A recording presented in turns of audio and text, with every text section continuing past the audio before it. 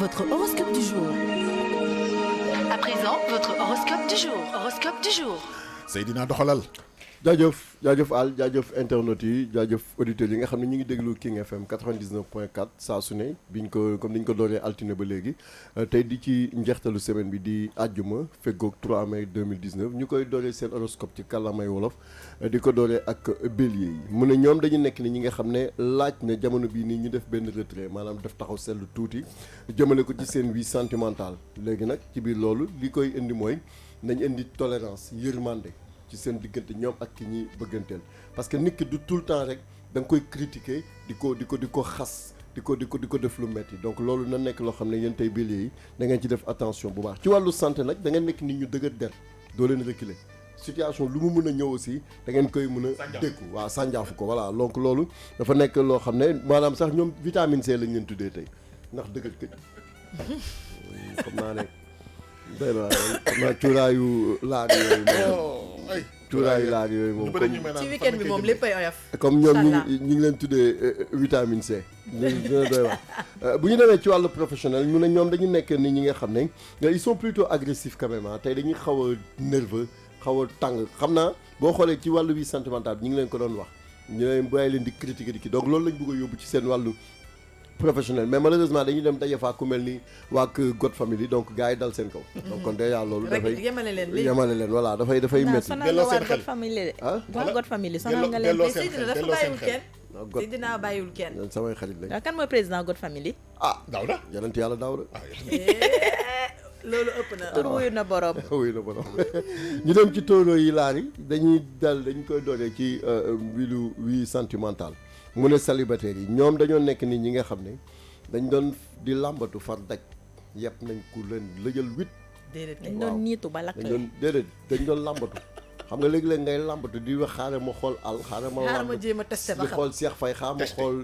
waa God Family far na nga dal ci fu dëgër këj affaire bi nee na da leen di waaj ci génn mu tëla non mënatuñ cee génn da leen di lëjal 8 donc mu ne loolu dafa nekk li nga xam ne ñoom seen njëwoo dañu dem ba benn jamono xamatuñ situation wu nu ñu koy lijjantee léegi nag dañ ci bëgg a génn mais c'est pas le moment donc nañ def nang ci wàllu santé dañuy nekk ni ñi nga xam ne vraiment am nañ bonne forme c'est que il faut ñu manger équilibré waaye manger da jar ko comme dégg naa loolu ngeen di waajal lundi la lan la koor gi waaw loolu laa dégg moom jaratu ko parce que manger équilibré moom par force day am donc déjà nañ ci bàyyi xel bu baax côté travail mu ne ñoom dañu nekk nii nga xam ne wax dëgg yàlla xam nga dañu ne lu nit ji bu saxee rek nga récolter donc fi mu nekk nii effort bi nga xam ne taureaux yi defoon nañ ko ak yëpp dañuy commencer di ko récolter nag déjà loolu loolu lu baax la ci wàllu ñi nga xam ne ñoom ñooy Gémeaux yi xam nga Gémeaux ñoom dañu nekk ni ñi nga xam ne nee na mbirum romance mbirum séduction mbirum xeet yu neex yooyu quoi voilà maanaam xeetum jigéen ak góor seen xeet yu neex yu bakkane yooyu noonu mu ne Gémeaux yi tey dafay nekk loo xam ne ñoom dafay nekk lu fës ci seen i mbir waaw àjjuma ji ci àjjuma ji waaw weekend gi ñuy pare la rek balaa koor gi waaw leer de loolu nay neex rek bàyyi leen yooyu ngeen di wax nee na vendredi koor gi voilà àjjuma bi daal tey moom noonu lay demee donc mu ne loolu dafa nekk li nga xam ne dina leen mën a permettre xam nga jigéen bu affaire yi neexee su wéetee jëkkër day commencé di wax ay waay jile xamoon naa ne di nga yegg si ñun affaire boo yi ñu ko mayoon rek du baax su bu dañuy wax di expliquer day neex mais li ngay wax ni du wax nekkatul wax de li yuuxu la de non damay qu'est-ce que tu veux dire qu'est-ce que damay expliquer rek léegi teel a àjjuma non ba pare moom affaire yi la wax affaire yi yan affaire léegi yuuxu la nekk di wax dañuy expliquer léegi coow lu bëri loolu mu ne dafay permettre ba seen jëkkër yi tey jii nii yenn secret yi ñu leen doon nëbbu yu si bëri dinañ ko gis maanaam dañ leen di topp ba ci miiru wis bi waaw xam naa rek waaw ci wàllu santé mu ne nañu moytu ci lépp li nga xam ne dafa jëm ci dérapage gourmandise maanaam ku foqale bënn la jaru ko baaxul lii ñëw li leen ni yara gi ñëwul ci ay fan yu néew jaru ko non maasal nuun gi bul ne li leen di li ñuy waaw moom dafa mujj sedd sax moom bi ñu waxee waxu koor ba léegi yaram gi daa wàcc dafa mujj sedd dafa énervé dama simee ko mais di kattanu yàlla di nga woor non ci kattanu yàlla moom dina mu koy doy na war moom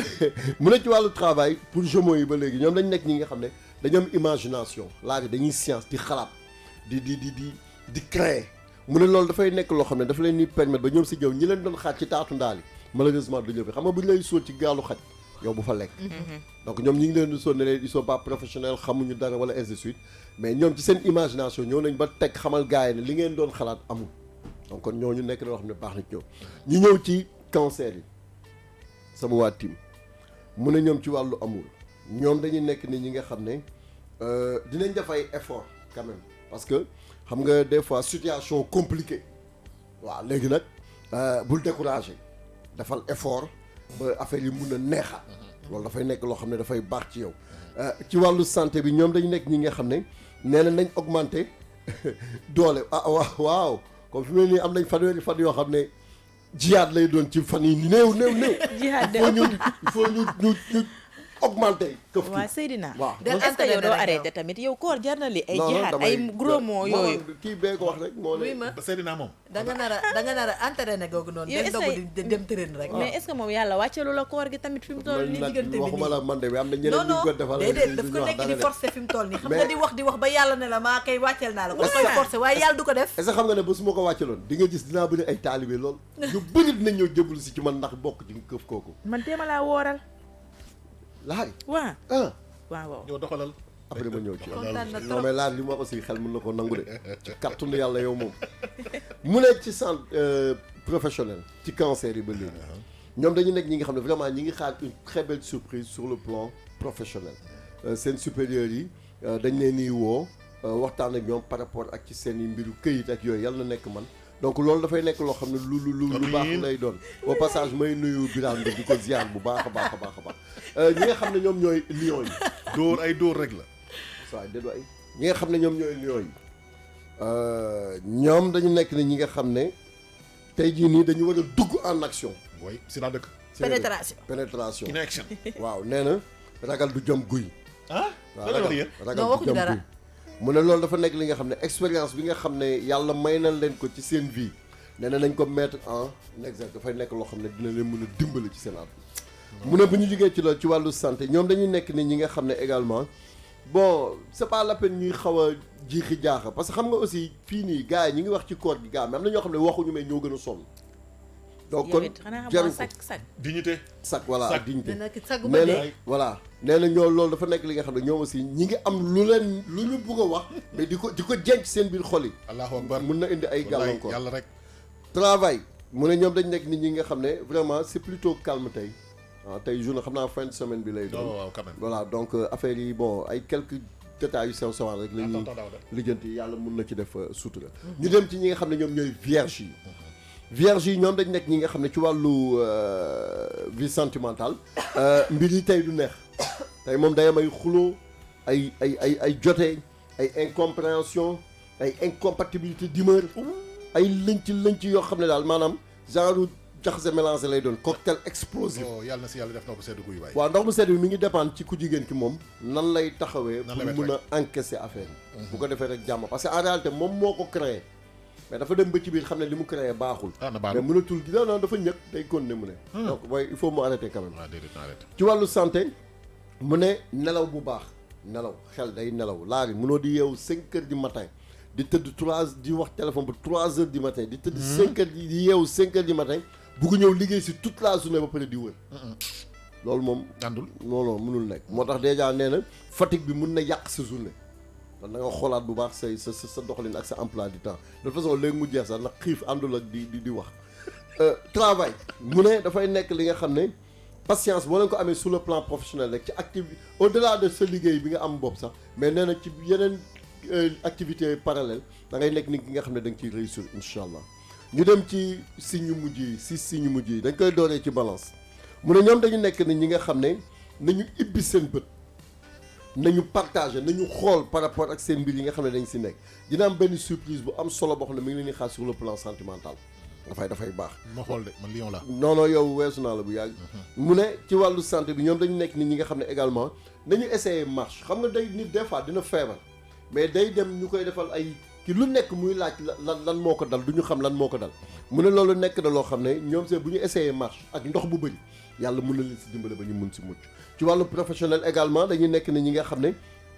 est-ce que xam nga rabe baaxul rabe yàkkamti lan rabe musul indi telli këllëng musiba rek rabe musiba rek sob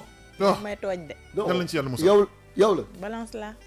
man xam nga ne man rabewu ma sobu ma déedéet da nga tey nag non rabe woo soboo wax dëgg yàlla moom kay mais yenn balance yi ñi judd kon ci beneen heure bi ñoom dañu rabe sob nee na sur le plan dañuy dem ba jaxase la ñu waroon def maanaam bu ñu leen nee def leen 1 wala ñu jël 1 bi ñu dem def kii waaw c'est vrai que dafa mel ni comme nit ñi nga xam ne bu rubrique bi waree ñëw ñu wax beneen rubrique boo waree ñëw ñu wax beneen rubrique ainsi de suite donc yooyu noonu wax boobu yooyu dafa nekk li nga xam ne bu ñu nekkoon ci kii voilà donc mu ne loolu nekk na loo xam ne dañ ci bàyyi xel bu baax. est-ce que doo bàyyi sànni xeer yi. non sànni ma xel kenn dama expliqué nii ay kii rek et puis jarul ñàngal bi aussi tamit Scorpion donc mu ne ñoom dañu nekk ni ñi nga xam ne ak seen partenaire dañuy vivre benn quotidien bu confortable bu neex loolu mun leen permettre ba li nga xam ne ñu ngi koy bëgg wala mu nekk loo xam ne dañ koy dox dafay ñëw baax mu indi ay discussion waxtaan yoo xam ne bu ñu ko defee rek waxtaaj xam nga dafa am waxtaaj am wax sànni mais waxtaaj mooy waxtaan bi nga xam ne day jëriñ voilà léegi mu ne loolu dafa nekk loo xam ne baax ci santé bi mu ne dañu nekk ñi nga xam ne nañu am résistance xam nga nit ku war a woor fanweeri fan boo amul résistance boo wooree fukki fan da ngay wopp say pile dañuy fay da ngay wopp da ngay fay da ngay fay donc loolu aussi doy na waar léegi mu nekk sur le plan professionnel aussi nañu xool fu ñu teg seen tànk parce que day am ay ndëgg sërëx te ndëgg sërëx baaxul xam nga ndëgg sërëx mooy la waxal piège day am ay piège waaw moytu rek dal bu ñu ko deful rek bu ñu duggee ci ndëgg sërëx bi mun na leen indil ay jafe-jafe ak ay gàllankoor sagittaire yi daanaka ci signe yu mujj yi mu ne tey dafay nekk li nga xam ne dañuy gént ñu toog di gént rek surtout célibataires yi waaye su dee lu baax yàlla na sotti waaye non lu muy baaxee kañ la ñu may takk sama far bi lii sama di expliquer ay affaire samay far lii wala samay waa loolu ëpp na kii mu tuddee ko sama dof bi kii mu tuddee ko sama ngaaka bi kii mu tuddee ko colonel général voilà maréchal voilà donc mu ne ñoom tey loolu gént googu ñuy gént malheureusement malheureusement da leen di indil ay difficultés parce que le réveil sera brutal kenn dafa mën a bon de façon sax mënuñu réveiller parce que ci wàllu santé mi ngi ne ñoom dañuy am insomnie xam nga insomnie dafa nekk feebar la bu garaaw doon nelaw léegi nee na bu ñu jël garabu yi tubaab bi par exemple nañ jël naturel yi nga xam naa Mayte peut-être dina xool ci biir santé bi wax ñu les produits dinaa indi kii yi koor gi kay moom ci koor gi rek dinañ si waxtaan bu baax su ko defee man du ma ko ci bàyyee noonu sama doomu ndey il faut mooy wax leen ay tisane yoo xam ne boo koy naanee man sax xam naa laari laa koy bàyyal boo naanee tisane yi rek est-ce que duñ ko jël bon plan da ngay relax waaw bàyyi ñu jox ko laari ci bon plan mais laari jëlal waaw man damay wax ci aspect médical bi rek moom mu wax ci aspect bien-être bi laari mais ñoo lié ngeen ko ping pong dafa laari jël sama xarit bi mu ne ci travail sur le plan professionnel dafay nekk li nga xam ne yéen si boobu vraiment laisser aller bi ngeen nekkee baaxul nit il faut pas être bordélique. organisation bu baax nag organisation dafa baax waaw dafa am ñoo xam ne nit waroo moo bu nekk ci contexte am nag. oui nag voilà li mu nekk nit ki am na des gens qui se retrouvent dans le bordel mais am na ñoo xam ne kiiwul la ñii ñoom waruñu ko. man ne je me retrouve pas dans le désordre. vraiment non baaxul. si pourtant quelquefois. oui damay teg affaire fu mu neex mais xam naa fu mu nekk. fu nekk xam nga mais dañuy ne léegi-léegi da nga ko tegooy càmmoñ. waaw dëgg la mu réer la ñu dem ci Capricorne yi Capricorne yi mu ne ñoom dañu nekk ni ñi nga xam ne am nay perspectives yu intéressantes yoo xam ne dañ ibbeeku ci seen kanam mu leen di mën a permettre ba ñu mën a reconstruire seen avenir mën a xoolaat fi nga xam ne fan lañ jëm ak la nga xam ne si ci côté couple mu ne sérénité yi nga xam ne dafa fës ci ñoom daf leen ñu mën a permettre ba ñu mën a am li nga xam ne dañ ko bëgg kon déjà loolu nañ ci bàyyi xel bu baax a baax grande forme ñu koy am sur le plan ci wàllu santé sanitaire mais aussi laaj nee na nañuy lekk ay légumes yu bëri légume dafa baax ci nit xanaa. légume dafa baax légume dafa am vitamine am fer am calorie am lépp. dañu ne bu doon sagoo sax docteur yi nee nañ 5 fruits 5 légumes tous les jours. par jour fexe ba nooy def ba def ko sa yaram. fruits crudité léegi ay yaram yu nagam ak ay coonoog. yooyu yëpp jóge sa yaram bi. lii la de mu ne la santé ñoom Capricorne yi nañ lekk ay légumes yu bëri tey. dafay baax si ñoom sur le plan professionnel nag dafa nekk li nga xam ne nañ ko doon yaakaaree demeewul noonu donc déjà il faudra ñu bàyyi si xel baax waa ñu dem ci avant signe bu mujj bi muy verseau yi verseau yi moom nee na ñoom seen njaboot dañu nekk ñi nga xam ne vraiment dañuy am de sérieux problèmes tey sur ci vie conjugale Mayte tey ñoom verseau yi coow li ne kul ci wàllu vie sentimentale muy ci ku góor ki nag muy ci ku jigéen ki dafay bëri ay problèmes léegi ci biir loolu nee na il faudra ñu accepter changement bi accepter xam nga loo xam ne mënoo ci dara da ngay bàyyi mu jàll rek taw moom bu waree ñëw te mënoo ci dara da ngay bàyyi mu sedd moom la olof yi naan nen boo war a nen ko rek benn yoon waaw comme àlakul yàlla day ñëw moom noonu lay demee mu ne ci wàllu santé la ñu préserver seen paix intérieure xam nga nit ku nekk da nga war a am sa jàmm bopp est-ce que xam nga laaj est-ce que xam nga àjjana Firdawsi fii ci àdduna la fii la tàmbalee. fii nga koy liggéeyee. déedéet fii donc looy liggéey pour fee da ngaa xam fee. la fa xew. yow lii nekk fii nii lijjanti ko maanaam nekkal en paix avec toi-même. ci sa et jàmm avec les et gens. la conscience tranquille. la conscience tranquille waaw. xoolal sa xol di naat ngay bëggee. bul yóbbu sa bopp safara baaxul. safara baaxul. yaa ne si yàlla safara musal. mooy Yal di na ci mer yàlla musal. safara mooy di mer. fitna. di nekk ci fitna. tout le temps yaa ngi indi ay galang-galang kooku nekk ci safara la te demagoo fee. pànk. baaxul. waaw nee na santé bi nañ def attention. ci wàllu professionnel ñoom nañ nekk ni ñi nga xam ne bu ñu confondre vie privée ak vie sentimentale xam nga dafa am ay jigéen yoo xam ne dañuy noot seen jëkkër yi takk leen buum ci baat ci bakkan di leen bëgg rek loolu lañ bëgg a jël yóbbu ko fa ñuy liggéey loolu mënul nekk. loolu moom il faut xel faire la différence entre ah faut faire la différence entre les deux. mais li nga sa boo amee ab jëkkër ju xaw a nooy rek nga bëgg koo final. foog bëgg nga abusé. waaw jël loolu bu ko yóbbu da nga fay fekk benn waa ju mel ni Cheikh Faye wala yonent yàlla daaw wala ci gars yi wala aal gars yi non man garaawul gars yi dal sa kaw. bàyyi dama si tey. waaw poisson da yi bàyyi ci bi parce que bañ li koy fekk foofu. yonent yàlla daaw bi nga xam te ne comme day début pese. week-end lañ nekk donc daal kenn du ko yàqal daal. ci signe bu mujj bi la ñuy dem àll. donc muy poisson yi. mu ne ñoom dañuy nekk nit ñi nga xam ne vraiment seen dund bi ngeen di dund à deux yéen a ki ngeen di bëgganteel jamono yu mujj yi nii vraiment bëri woon na ay gàllankoor quoi mais nag dafay nekk loo xam ne ci waxtaan bi nga xam ne da ngeen koy am dafay baax mais aussi ku nekk jéem a supporter sa morom xam nga loolu may de kii yow mi laaj loolu dafa am solo ku nekk di jéem a supporter sa morom dafay baax mu ne ci biir santé bi ba léegi bi ñëwaat na ak fruit li nga doon wax nee na santé poisson yi nañ lekk légume bu bëri lekk fruit bu bëri loolu bu ñu ko defee rek da ngay gis ne dañuy wër waaw loolu nañ ci bàyyi xel baax a baax nee na aussi nañu savourer moment yu neex yi ñuy nekk nañ ci profité loolu da leen di faj thérapie la waaw loolu waay xol bu neex rek. waaw xol bu neex loolu waaw da leen di faj quoi adduna daal lépp teraanga. lépp teraanga wallaay te teraanga àdduna bët dund loo fekkee. waaw dund loo fekkee ñoom la de. dund loo fekkee waaw. sur le plan professionnel al fa la ñuy tëjee mu ne ñoom dañu nekk ni ñi nga xam ne vraiment dañu commencé di trouver ay solutions par rapport ak yenn problèmes yi ñu amoon mais également ci yenn projets yi nga xam ne dañ ko amoon voilà jot na nag pour ñu mun koo doxal pour ñu mun a sotti àll macha allah. waaw loolu daal moo nekkoon horoscope bu tey bi bëri na nag ay kalang-kalang ak gàllankoor sur le plan sentimental mais bon espérons que liñ leen wax dinañ trouver solution yi pour mun koo doxal bu baax a baax waaye yàlla na seen journée neex